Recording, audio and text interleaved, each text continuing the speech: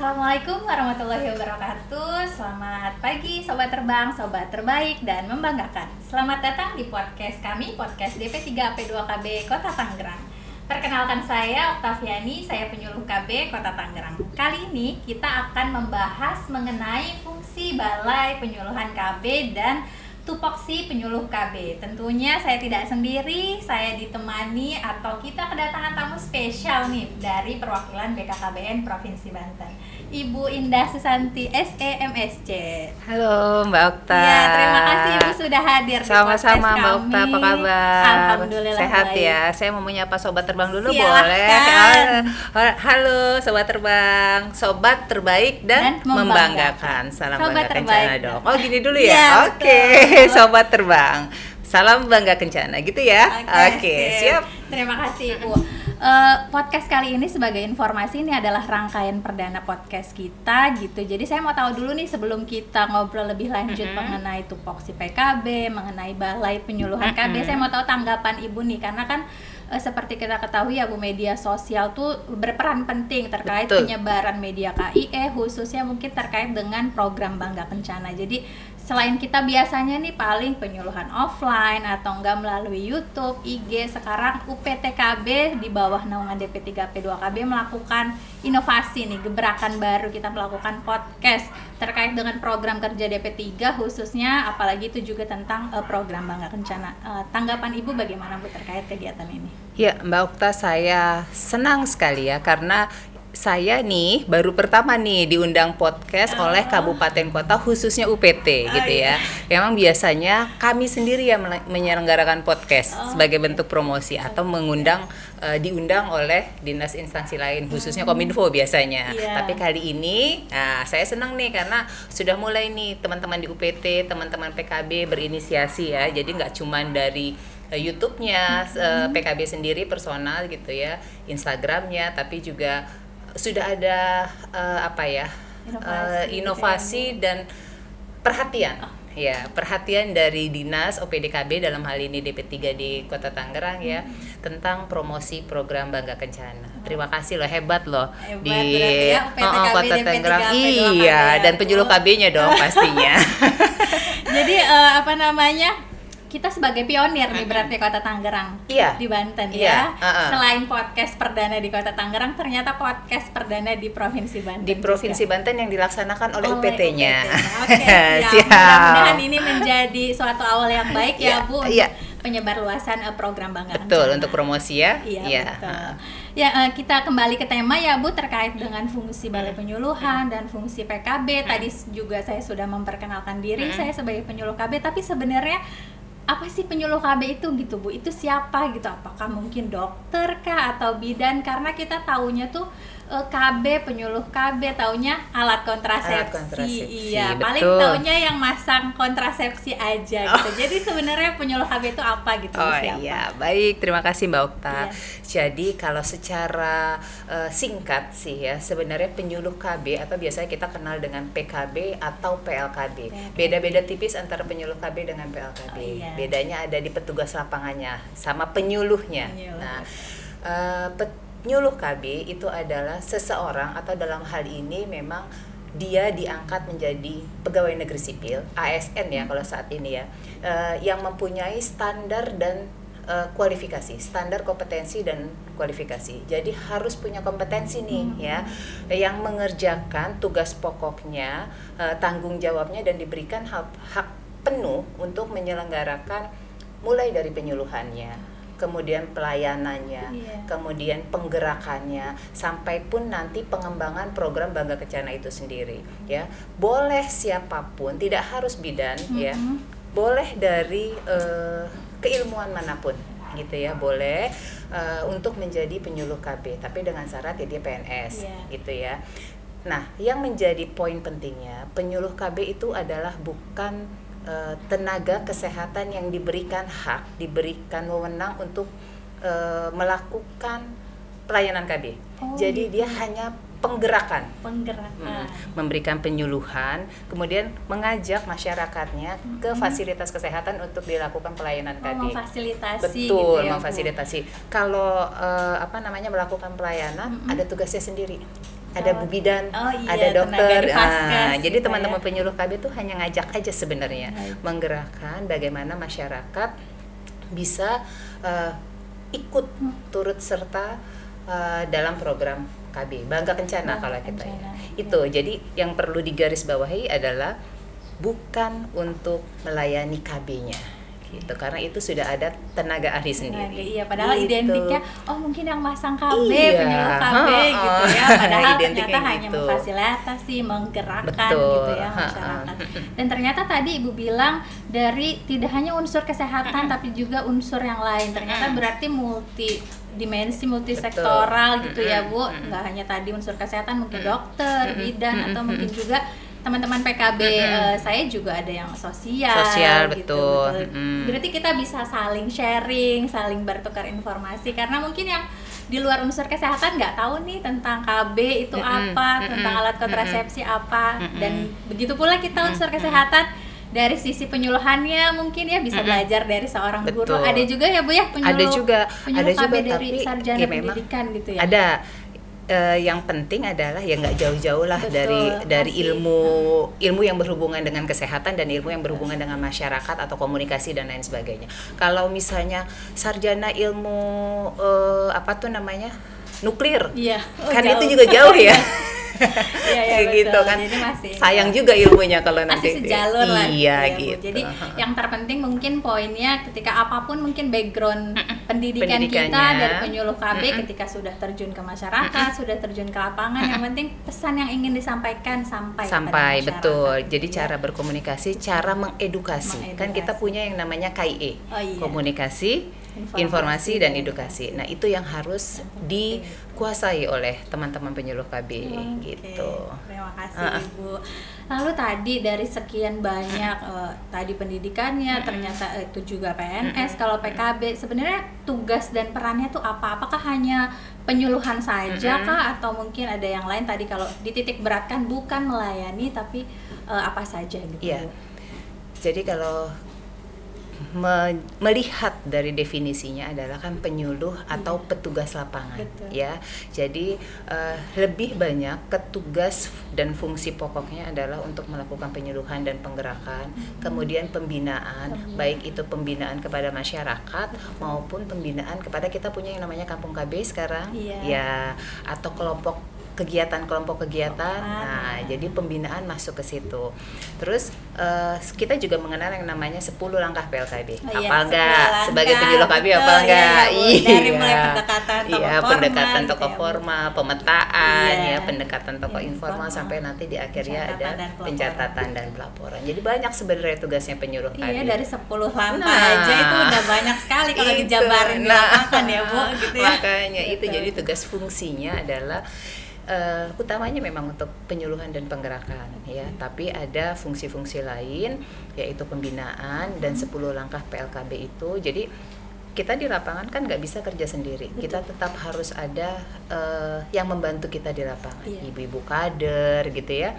Kemudian kita juga harus berhubungan baik dengan tokoh-tokoh formal, tokoh informal gitu kan. Kita juga harus bisa tahu caranya mendata gimana. Makanya luar biasa lah kalau jadi penyuluh KB itu. Luar biasa. Tadi Bu sedikit menyinggung kita tidak bisa bekerja sendiri. Betul. Gitu ya.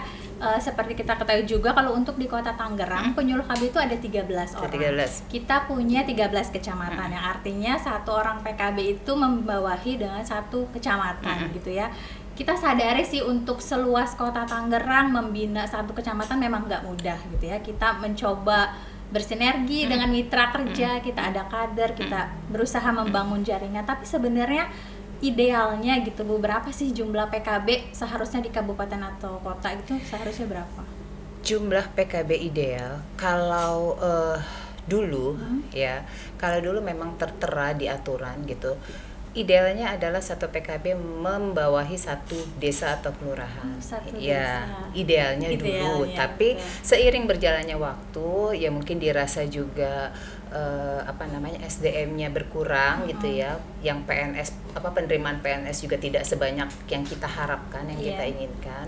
Nah, idealnya itu tuh sudah mulai bergeser gitu. Nah, memang kalau untuk Banten hampir rata-rata satu orang PKB itu membawahi satu kecamatan. Satu kecamatan rata-rata. Rata-rata. Berat banget emang gitu kan, apalagi di Kota Tangerang walaupun ya 13 kecamatan gitu ya dibandingkan kabupaten yang di wilayah selatan, Lebak dan Pandeglang yang 29, 28 sampai 35 kecamatan gitu ya. Di Tangerang 13 kecamatan tapi penduduknya padat. Iya, padat betul, Bu. Jadi bebannya tuh sama sebenarnya. Saya juga merasakan beban yang yang harus ditanggung oleh teman-teman penyuluh KB ya. Satu kecamatan itu berapa desa sekarang kalau di berapa kelurahan? 16 kelurahan. Nah, 16 kelurahan ditanggung Minimal sendiri 5 ya. kelurahan gitu. Ya, ditanggung sendiri. Makanya itu kita harus bisa bermitra. Ya, dikelola dan di-maintenance mitranya. Baik-baik. Begitu sulitnya gitu ya, Bu, membangun jaringan ke bawah gitu ya. Karena memang kita kan ada juga tadi ya kader PPKBD, sub PPKBD. Kita berusaha untuk bermitra dengan mereka karena tidak hanya kerja keras, ternyata PKB harus kerja cerdas. Betul. Ya, Bu, ya? Kerja cerdas dan kerja ulet. Ya, mudah-mudahan sih jumlah PKB di Kota Tangerang nantinya akan mendekati jumlah ideal ya, Bu. Amin, semoga ya. Kita juga berharapnya gitu. Kita juga karena tahu beban yang harus ditanggung oleh teman-teman KB, penyuluh KB ya, tidak hanya di Kota Tangerang, sebenarnya itu banyak dan berat gitu ya. Ya kita berharapnya memang akan terus ditambah si penyuluh KB-nya gitu ya. Mudah-mudahan jadi semakin ramai nih nanti balai ini, Bu. Iya, Bu, tadi sedikit menyinggung balai. Tadi kita sudah membahas mengenai SDM-nya penyuluh KB. Ternyata PKB juga ada rumahnya nih. Kita sebutnya rumah ya, Bu ya, base camp-nya PKB, yaitu Balai Penyuluhan KB. Disinilah kayak tempat berkumpulnya semua PKB. Tapi di Kota Tangerang ini baru satu-satunya, Bu, Balai Penyuluhan KB. Di one and only pokoknya. Dari ujung sana kemana, pokoknya kesini base kembali. Camp aja ya pokoknya ya. Enaknya kita mungkin lebih sering ketemu gitu ya dengan PKB. Tapi sebenarnya fungsi balai itu apa sih, Bu? Apa memang cuma tempat berkumpulnya PKB doang atau apa gitu, Bu, fungsi balai penyuluhan? Ya, baik, fungsi balai penyuluhan ya. Sebenarnya idealnya nih, kita bicara ideal dulu, harusnya balai penyuluhan itu ada di setiap kecamatan. Ada. Ya, satu kecamatan itu satu. Harusnya. Untuk apa sih sebenarnya balai itu? Balai itu merupakan tempat berkumpulnya gitu ya, pusat pengendali mekanisme operasionalnya penyuluh KB. Jadi PKB itu melaksanakan berkantor dan beraktivitas di Balai Penyuluh. Jadi melakukan segala mulai dari administrasi perkantoran, penyuluhan juga bisa di Balai Penyuluh gitu ya. Kemudian untuk pendataan, pengelolaan data ya, evaluasi dan lain-lain, itu bisa dilakukan di Balai Penyuluh. Karena kan ya memang harusnya PKB itu bertempatnya di kecamatan. Kalau numpang di kecamatan kan kasihan ya. Makanya dibangunlah gitu ya, diarahkanlah oleh Bapak Kepala BKKBN untuk setiap kabupaten kota, setiap kecamatannya dibentuklah Balai Penyuluh sebagai wadahnya nih, sebagai tempatnya untuk PKB, penyuluh KB melakukan aktivitas gitu. Jadi nggak repot-repot buat pinjem tempat, nggak numpang gitu kan. Jadi namanya punya rumah sendiri kan ya, walaupun kecil gitu kan istilahnya ya, tapi kan nyaman gitu loh Mbak Okta. Iya, betul. Karena memang sekarang Balai Penyuluhan kita baru satu, mudah-mudahan nanti ke depannya setiap kecamatan bahkan 13 kecamatan bisa punya harapan kita gitu. Balai, betul. Karena sebenarnya tahun-tahun sebelumnya ini tahun 2020, 2021 kita lebih sering melakukan kegiatan yang jemput bola. Kita ke wilayah gitu ya. Kita melakukan penyuluhan di kelurahan, di kecamatan. Tapi mulai sekarang nih 2022 kita mulai justru pengennya mengenalkan Balai Penyuluhan kepada masyarakat. Gitu. Jadi kita mau kasih tahu kita punya balai loh. Mereka taunya di P3P 2KB aja di Puspem gitu ya. Tapi nggak tahu di Taman Cibodas tuh ada balai loh, ada balai Padahal kan sering diundang kan. Iya, betul. Kader-kadernya sering ada pertemuan di sini. Kalau kader sih mungkin sudah sudah banyak tahu, tapi mungkin masyarakat masih belum tahu. Oh, ada UPTKB, ada Balai Penyuluhan yang bisa dijadikan juga tempat konseling juga bisa ya, Bu. Bisa. Gitu. Jadi kita sudah mulai nih kegiatan orientasi, pembinaan, penyuluhan, kita undang masyarakat walaupun jauh-jauh dari larangan. mereka kita undang datang ke sini, kita lakukan iya. penyuluhan di sini gitu. Iya. Karena cuma satu akhirnya sudahlah kita rame-rame di sini gitu jadinya. Iya. Jadi biar semakin terkenal gitu ya. Oh Bu, iya, ya. betul. Iya, karena kan Penyuluhan kalau KB. balainya terkenal juga program KB-nya juga Nah, ikut terkenal. itu tujuannya itu tetap menyebarluaskan Iya, program Bangga Kencana. betul Itu ya, gitu. Bu. Nah, jadi memang kadang-kadang mereka ada ya balai gitu, taunya dinas aja gitu. Kadang-kadang mungkin kecamatan, kelurahan juga banyak yang belum tahu. Jadi mudah-mudahan nih nanti podcast kita semakin berkembang, kita mengundang mitra kerja selain semakin mendekatkan secara internal Iya, komunikasi betul. program Bangga Kencana, juga semakin mengenalkan balai penyuluhan. Oh, Kalau iya. kita tidak hanya ada DP3 Dinas KB, tapi juga ada UPT KB, Balai Penyuluhan KB. Betul, tempat berkumpulnya penyuluh KB ya. Iya, betul. Tempat Nyari berkumpul. kita pokoknya di sini. Iya, betul. Jadi memperkenalkan penyuluh KB-nya juga dong, Iya, secara tidak langsung. betul, Bu, iya. Ya mudah-mudahan dengan adanya yang cuma satu-satunya balai penyuluh KB di Kota Tangerang ini bisa berdampak lah ya. Maksudnya bisa berdampak untuk tadi kan Mbak Okta bilang ya, paling enggak orang kenal lah, tahu lah ada balai penyuluh. Jadi kan itu salah satu bentuk promosi. Betul, ya. promosi. Bentuk promosinya program ya. Yaitu karena menjadi wadahnya teman-teman penyuluh KB, semua kegiatan harusnya dipusatkan. Dipusatkan di balai penyuluh. Otomatis harapannya adalah masyarakat juga terpapar, masyarakat juga tahu, oh ternyata ada PKB nih melakukan ini. Syukur-syukur nanti kan ada PPKS tuh, Iya, ya PPKS yang bisa disinergikan di balai gitu, atau bisa juga mungkin balainya nanti menjadi salah satu bukan pusat rujukan sih, tapi kan sekarang lagi musimnya LC Mil nih. Oke, ya, LC LC Mil, Mil. Jadi sebelum calon pengantin itu ke KUA, ya, syukur-syukur balai bisa menjadi salah satu tempat yang harus dikunjungi oleh calon pengantin untuk memberikan semacam rujukan lah ya, gitu, edukasi ya sebelum ke KUA. Ya syukur-syukur bisa berfungsi sebagai harapan kami juga seperti itu, balai semakin dikenal, tentunya semakin promosi media Bangga Kencana juga semakin meluas di masyarakat, khususnya di Kota Tangerang. Iya, gitu Mbak Okta. Jadi kegiatannya sebenarnya banyak sekali, kayak cuma administrasi, tapi dari tadi pembinaan ya, orientasi, betul, pencatatan dan lain-lain. Jadi 10 langkah PLKB itu sebenarnya wadahnya adalah di Balai Penyuluh. Jadi penting banget sebenarnya Balai Penyuluh ya, rumahnya penyuluh KB. Benar, rumahnya kita nih, makanya dibuat senyaman mungkin. Betul, walaupun gitu. orang tuanya di provinsi. Iya. Nah, kita senang deh, saya senang di tengah orang tua dari provinsi gitu ya, ditengok di rumah di sini. Gitu. Tapi anggapannya kita jadi punya rumah kedua. Iya, ya. betul. Ya, yang gitu. penting nyaman ya Mbak Okta. Nyaman, insya Allah begitu. Ini Bu, harapan Ibu atau nggak pesan Ibu apa sih buat teman-teman penyuluh KB, mungkin khususnya di Kota Tangerang nih, kita ber-13, kira-kira ada pesan khusus nggak sih buat anak-anak nih? Anak-anak. Ya, anak-anak Ibu gitu ya. Ada pesan apa Bu? Pesannya apa ya? Karena teman-teman rekan-rekan kami penyuluh KB di Kota Tangerang 13 ya? 13 orang, 4 orangnya orang lama. Iya. Orang lama.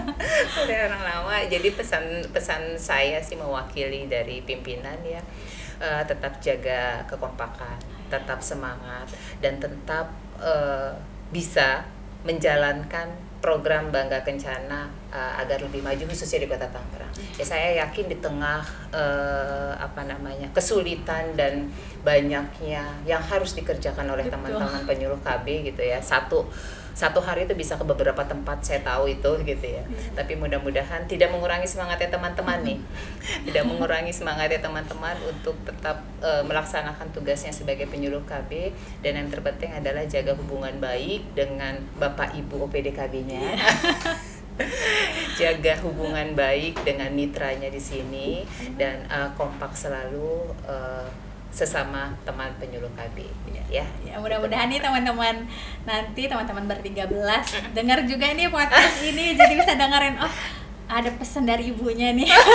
Gitu. Tapi saya yakin kok kalau di Kota Tangerang sudah terbukti kok kompaknya. Amin, mudah-mudahan gitu ya Bu. Iya. Yang terakhir harapan terkait kinerja. Kalau tadi mungkin kekompakan secara internal gitu ya, hubungan internal sesama PKB, tapi harapannya terhadap kinerja PKB ke depannya khususnya terkait dengan program Bangga Kencana apa Bu? Harapannya kalau secara jujur ya, sebenarnya Kota Tangerang ini termasuk salah satu wilayah kabupaten kota di Provinsi Banten yang memang untuk capaian program Bangga Kencananya adalah masih relatif yang nggak tinggi-tinggi banget gitu ya. Relatif standar. Relatif standar gitu. Jadi harapan saya ke teman-teman penyuluh KB ya hayu gitu, mendorong teman-teman penyuluh KB untuk bisa keluar dari zona nyaman. Karena kalau kita masih tetap stay di zona nyaman gitu ya kerjanya akan itu aja gitu ya. Makanya coba keluar dari zona nyaman tapi masih dalam lingkup yang wajar gitu ya, bikin gebrakan untuk program Bangga Kencana di Kota Tangerang lah khususnya gitu Mbak Okta. Bisa kan? Ya, insya Allah harus bisa. Karena kan tantangan juga nih. Ya. Kita sebelumnya berempat ya Bu ya. Nah sekarang udah ditambah jadi 13 kan? Jadi 13. Masa hasilnya masih sama gitu ya Bu. Dia. Jadi memang tantangan juga kadang suka di challenge juga nih dari OPD. Kalau berempat aja bisa, masa ber-13 itu ya, makanya. Gitu. Jadi, kalau dulu kan berempat kan perempuan-perempuan ya. Jadi makin semangat kita Bu ada ber-13 makin kerjanya jadi lebih solid, lebih mudah insya Allah.